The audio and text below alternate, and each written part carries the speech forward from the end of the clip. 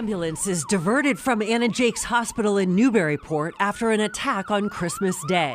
The target, not the actual building, it was a cyber hack. These are not just data theft crimes. These are not just financial crimes.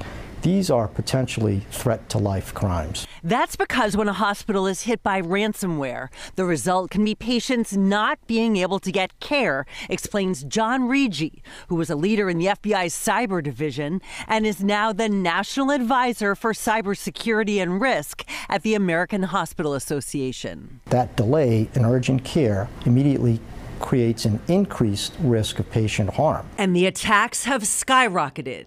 Rigi says last year, 118 million people's personal information was stolen from ransomware and cyber attacks on hospitals and healthcare organizations, nearly 5 times as many as in 2020. According to the FBI, hospitals and public health are the nation's critical infrastructure most victimized by ransomware, followed by critical manufacturing and government facilities. How hard is it to keep up with these types of attacks?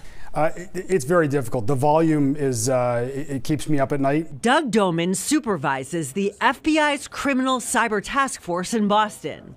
We met up with him at the IBM Security X-Force Cyber Range in Cambridge, where his team works with IBM on trainings to help people prepare for cyber and ransomware attacks. And what are some of the biggest mistakes that people make when something bad happens?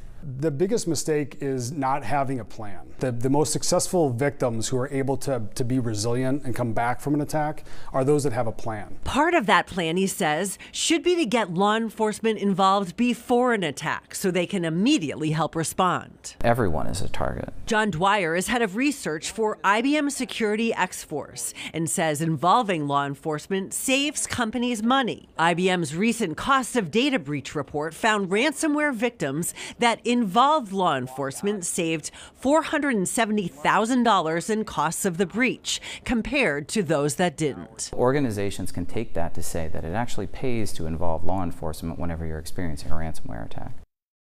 So Anna Jake's hospital tells us they did contact the FBI. The hospital's ambulance diversion was temporary and the hospital remains fully operational. Now it can take weeks or even months to recover from a ransomware attack, and Anna Jake says they are continuing to meet the milestones in their IT recovery.